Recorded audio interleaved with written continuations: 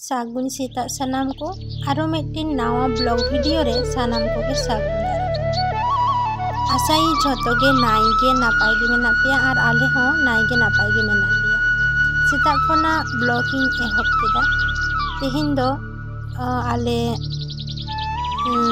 बाहा मा मोड़े रेना मिद दिन लाहा कना तो चेलिकाले बाहा मा मोड़ेआ चे को कामी ताले ओना को के होयतो साब राकाब दाड़ेया तो नेल ताबन पे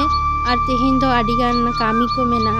तो ओना कामी को लगान ते नितो दो माठ से सेन होयोआ चलो तबे ताहले नोय माठ रे हे होई कना आर नोते रे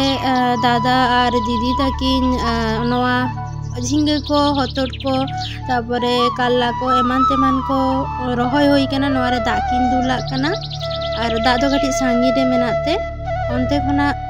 सागिन माने दाग की आगुइदा दादा दो टीन ते दीदी दो ठिली ते तो दाग को दुल बाड़ा खाते तापर ओड़ा से ले रुड़ा हा और अबो आतो दिसोम रे मा नोआ को दो होयोआ और किरिंग खन दो निजेरा चास रेना जम दो माने मिटेन आलादा बेपार किरिंग काते जहां बन नामा ओना रे हो आयमा सार को रान को एमो गिया तो चासी दो हे एम हो तारपर लेपे होयतो जे आपे दो बापे एमो गे एम दोले एमो गे मेगे एनते रे हो जहां निजेरा चास रेना जिनिस जम आर मिटेन किरिंग जहां को किरिंग काते पे जम दा ओना निश्चय पे बुझ दाड़ेया जेने कष्ट होला दो आलो जे हम बान वीडियो दाड़े कादा तो तेहिन नय आले बाहा मोड़े तो ओना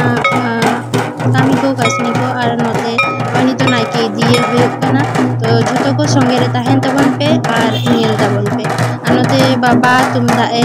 उइदा और